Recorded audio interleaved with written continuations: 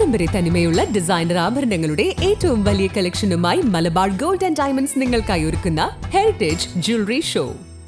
പഴമയുടെ സൗന്ദര്യത്തോടൊപ്പം പുതുമയുടെ ഡിസൈൻ സങ്കല്പങ്ങൾ ഒത്തുചേരുന്ന അത്യപൂർവ ആഭരണങ്ങൾ.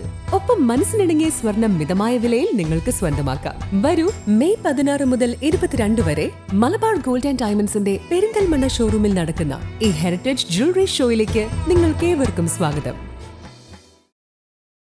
ഞാനിപ്പോഴുള്ളത് അങ്ങാടിപ്പുറം ഗ്രാമപഞ്ചായത്തിൻ്റെ ഒരു സ്വപ്ന പദ്ധതിയായ മണ്ണാത്തിക്കുളത്തിനടുത്താണ്.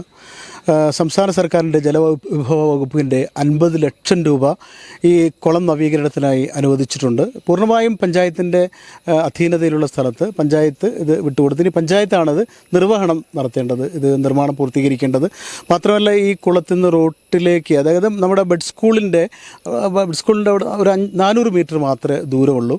അപ്പോൾ ഈ തോടിന് മുകളിൽ സ്ലാബിട്ട് വഴി സജ്ജമാക്കേണ്ടതുണ്ട്. മാത്രമല്ല, ഒരു ചെറിയൊരു മിനി പാർക്ക് നിർമ്മിക്കും. പിന്നെ അതുകൂടാണ്ട് ഓപ്പൺ ജിമ്മൊക്കെ വിഭാവനം ചെയ്യുന്നുണ്ടെന്ന് തോന്നുന്നു. അപ്പോൾ 50 ലക്ഷം രൂപയുടെ വലിയൊരു പ്രൊജക്റ്റ്. ബാക്കിയുള്ള പണം പഞ്ചായത്തിൻ്റെ ഫണ്ടിൽ നിന്ന് അനുവദിക്കുമെന്നാണ് നമ്മൾ അറിഞ്ഞിട്ടുള്ളത്. ഇവിടുത്തെ വാർഡ് മെമ്പർ അനിൽ പുലിപ്ര നമ്മോടൊപ്പമുണ്ട്. ഇതിപ്പോൾ ഒരു വലിയ പദ്ധതിയാണ്.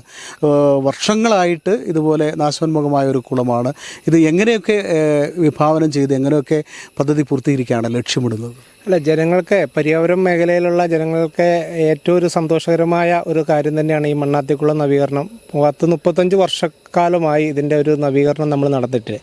ഇപ്പോൾ പഞ്ചായത്തിൻ്റെ പൂർണ്ണ ഉടമസ്ഥയിലുള്ള ഒരു സ്ഥലമാണ്.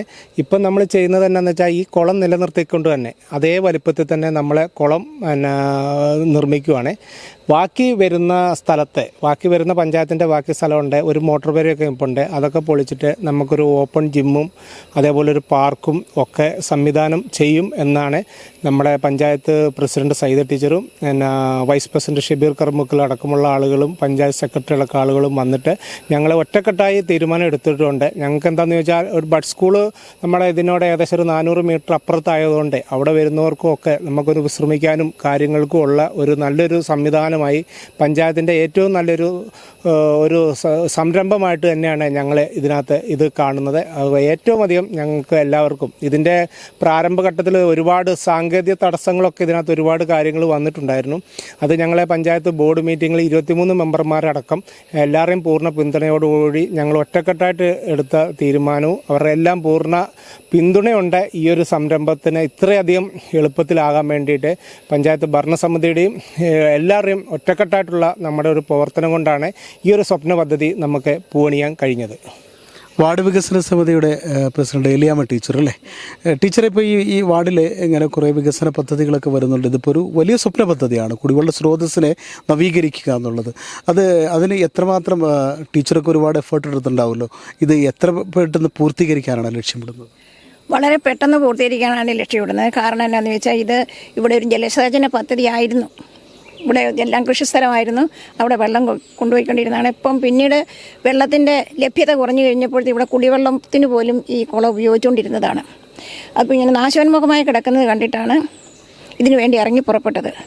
അത് മന്ത്രിയുടെ ഫണ്ടിൽ നിന്ന് പൈസ അനുവദിച്ച് കഴിഞ്ഞതിന് ശേഷം അത് നിർജീവാവസ്ഥയിൽ കിടക്കുകയായിരുന്നു.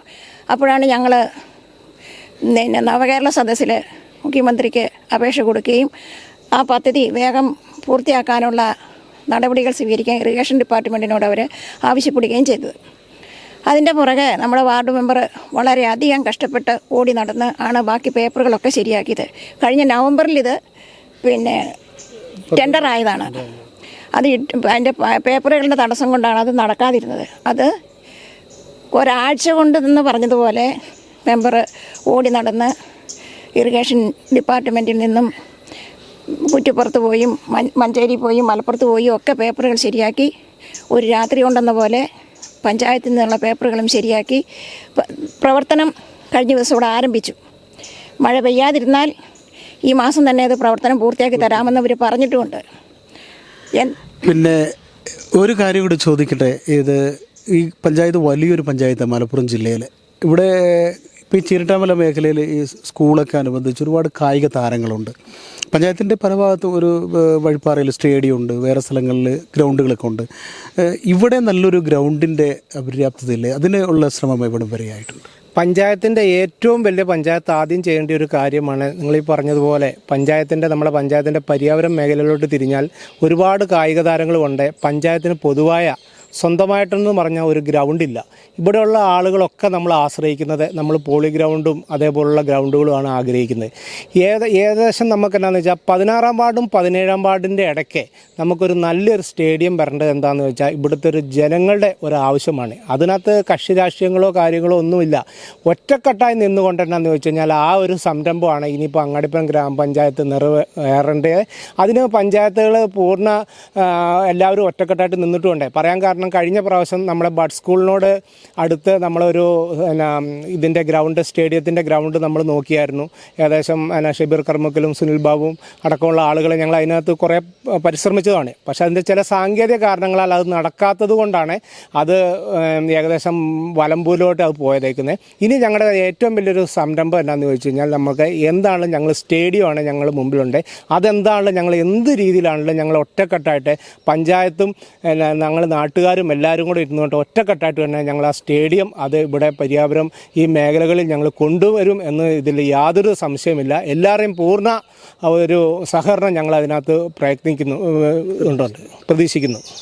ഏതായാലും പരിയാപുരം മേഖലയിൽ ഒരു സ്റ്റേഡിയം എന്ന സ്വപ്നം യാഥാർത്ഥ്യമാക്കുന്ന കാര്യത്തിൽ എല്ലാവരും ഒറ്റക്കെട്ടാണ്. പഞ്ചായത്ത് ഭരണസമിതിയും ഒറ്റക്കെട്ടാണെന്നാണ് അനിൽ പുലിപ്പുറ പറയുന്നത്. അതുകൂടാതെ നാടിൻ്റെ ഒരു വലിയ സ്വപ്ന പദ്ധതി പൂർത്തീകരണത്തിലേക്ക് എത്തുന്നതിൻ്റെ അതിൻ്റെ പ്രവൃത്തി തുടങ്ങിയതിൻ്റെ സന്തോഷവും അദ്ദേഹം നമ്മളുമായി പങ്കുവയ്ക്കുന്നുണ്ട്. കൂടുതൽ വികസനം വരേണ്ടതുണ്ട്. നാട് ഒന്നിച്ച് വികസിക്കട്ടെ, ഒന്നിച്ച് നിന്ന് വികസനത്തിലേക്ക് എല്ലാവരും ഒന്നിച്ച് നടന്നു കയറട്ടെ എന്നാണ് ഇക്കാര്യത്തിൽ ഞങ്ങൾക്ക് ആശംസിക്കാനുള്ളത്. ക്യാമറമാൻ ബിനുവിനൊപ്പം ജബ്ബാർ വേണാട്ട്, നിള 24 ലൈവ്.